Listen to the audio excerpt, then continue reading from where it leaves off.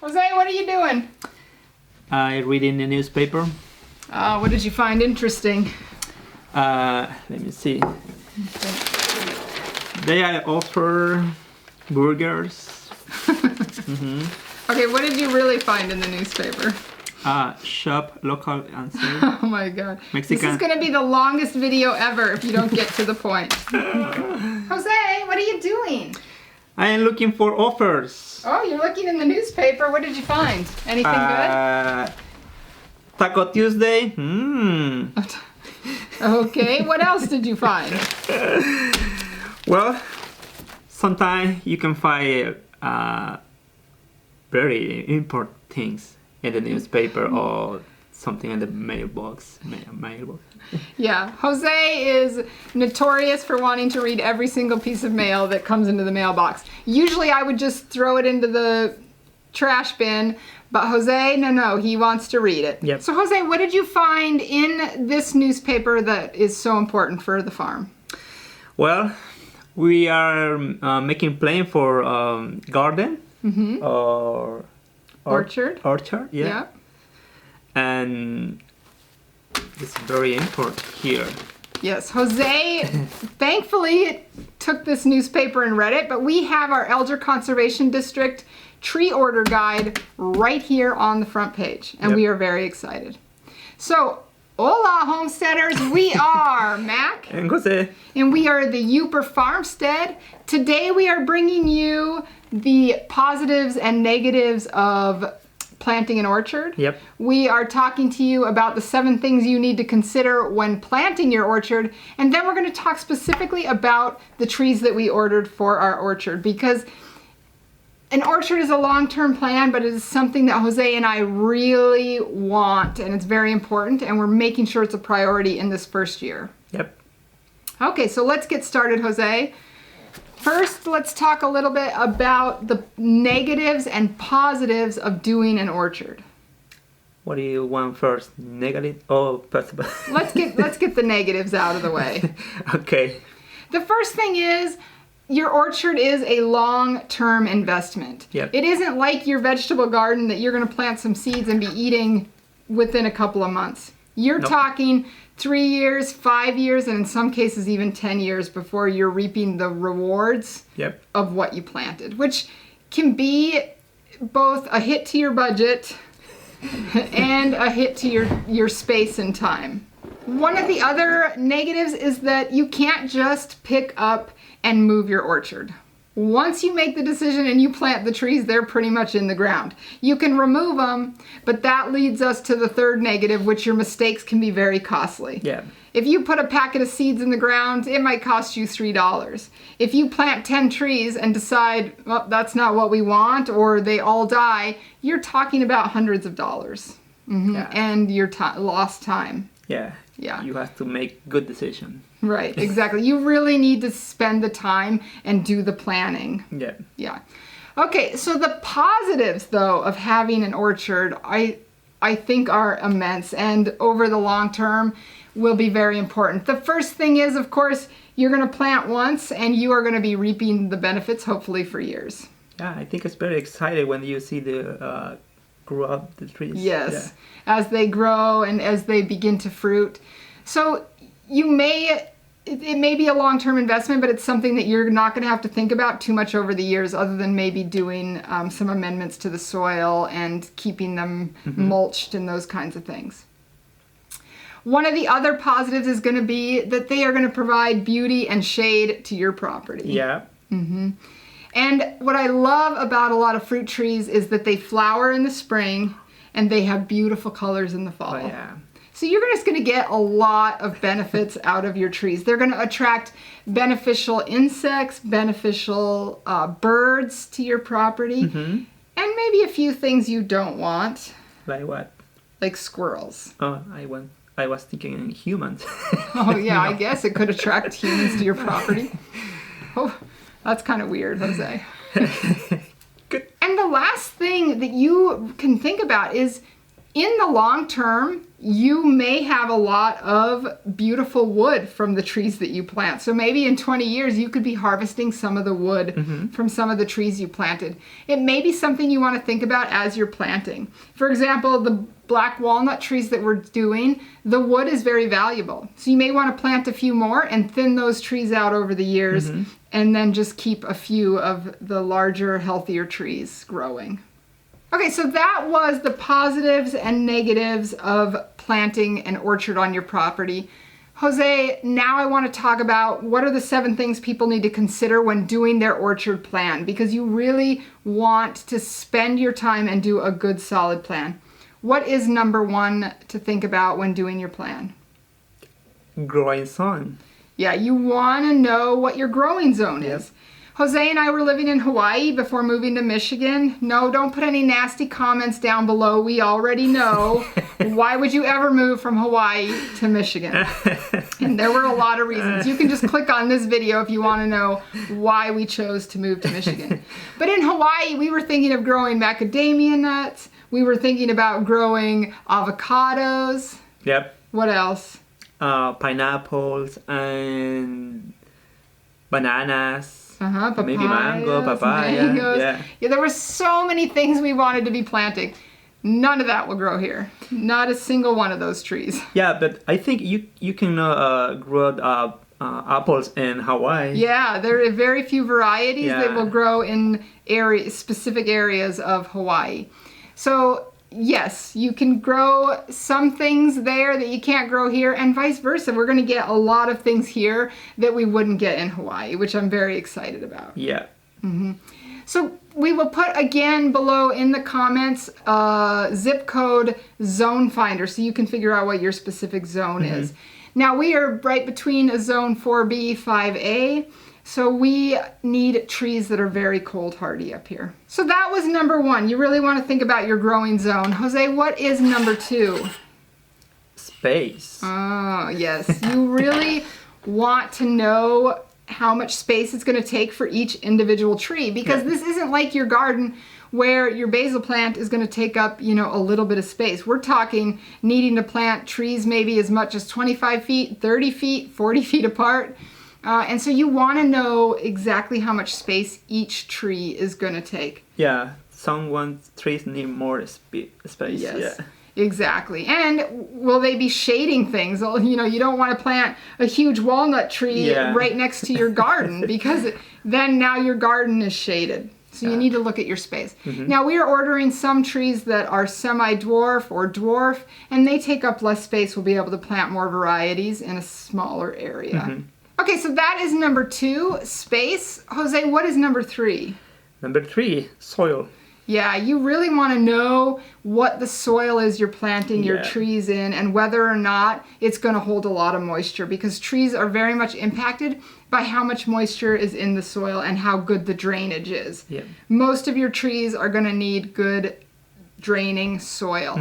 And we're lucky here. We have a sandy, loamy soil that's probably pretty conducive to growing trees up here.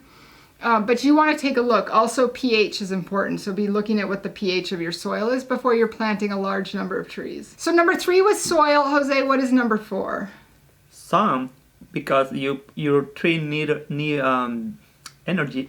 Yeah, your trees do need energy. And most of your fruit and nut trees require full sun. Some of your smaller shrubs might be able to be planted in partial shade or partial sun, but you are going to need to plant most of your fruit and nut trees in full sun. So you want to look for a space that isn't going to be shaded by other larger trees, because if you're going to spend $30 on a tree, you want it to be growing it where it's going to actually grow and give you fruits. So number 4, Jose, was the sun, and making sure you're planting where your trees are going to get enough sun, and because trees are kind of needy.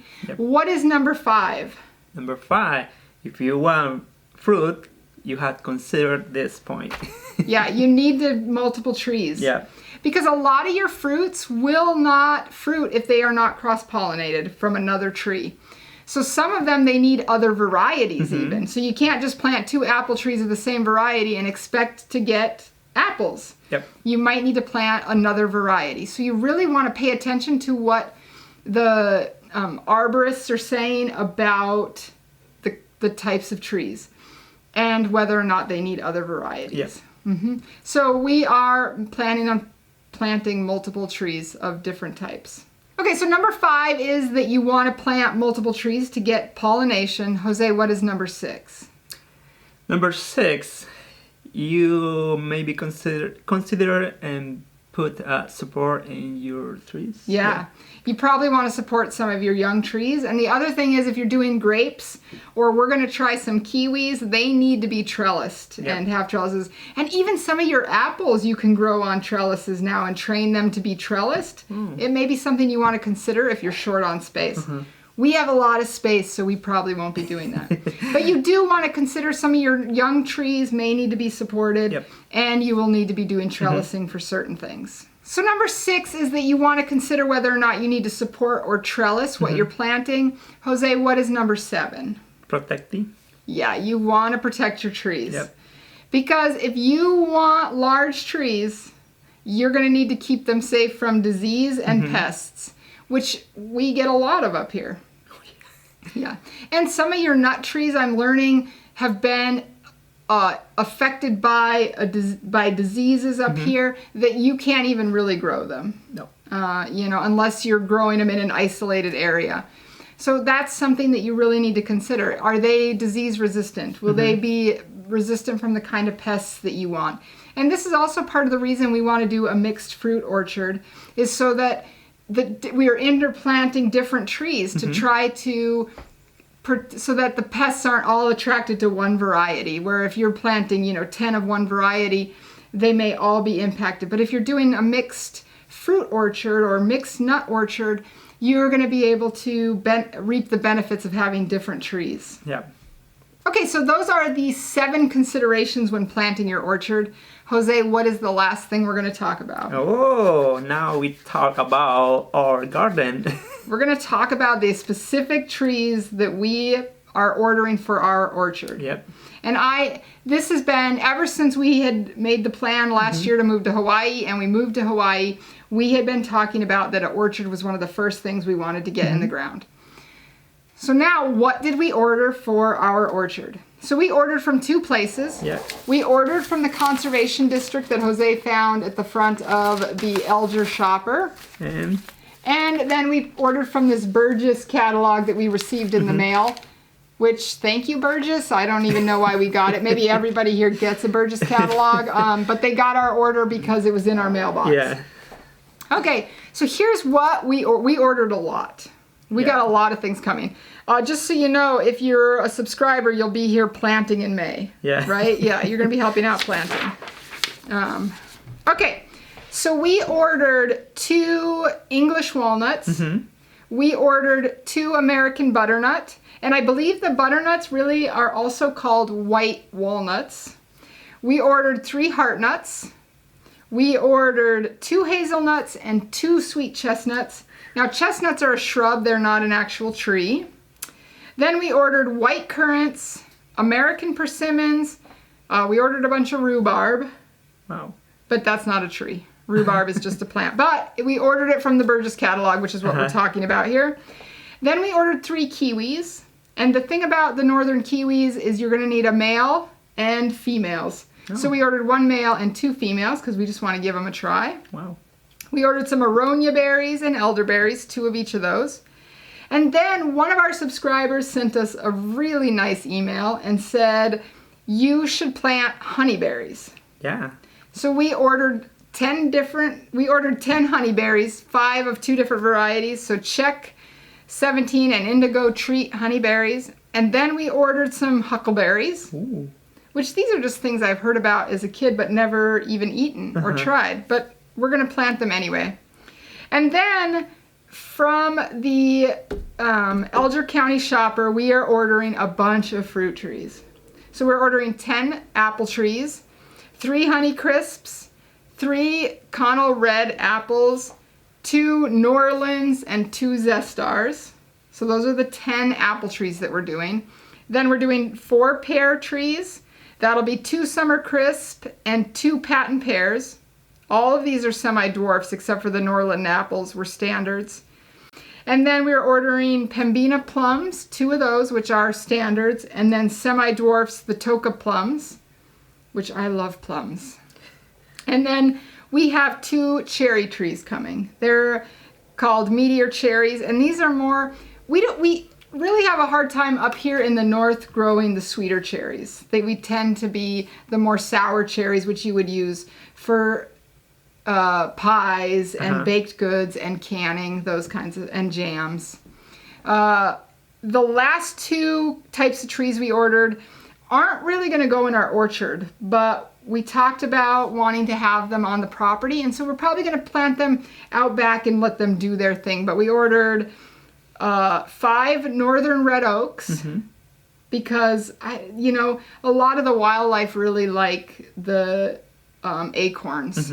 And then we ordered 5 black walnuts. Now these trees are going to be coming to us about this big, so it was really inexpensive to get 5 of them. And we're just going to plant them and see what they do. Yeah, they're not going in the main orchard. Okay, so that is what we ordered for the orchard. Yeah, we are excited. Yeah, super excited. So Jose, you're going to get your apples that you wanted. My apples. You're also going to get some pears and some plums. And we are going to do more research because I know you also want grapes. Yep. But the problem is grapes that you would just eat don't grow very well up here. It's mostly wine grapes that grow well up here and grapes you would use for jams. So I need to do more research and figure out what we can grow up here for Jose. Ooh. All right. Well, thank you very much. Yep. Thank you for watching. Yes. Again, if you are a homesteader or a farmsteader, if you live in the UP, if you think we're a little bit funny, we hope you'll subscribe to our channel. If you know varieties that grow well up here or you have a favorite variety, please share that with us because we planted about 50% of our orchard this year, and I know over the next 2 years we want to plant we want to plant more orchard trees, so we need to know what varieties you like and what you're growing up here. Anything else? No. Again, we are Mac. And Jose. And we are the Uper Farmstead. Thank you for watching. Yeah. You can go back to reading your newspaper now, Jose. I think it's my coffee is more important.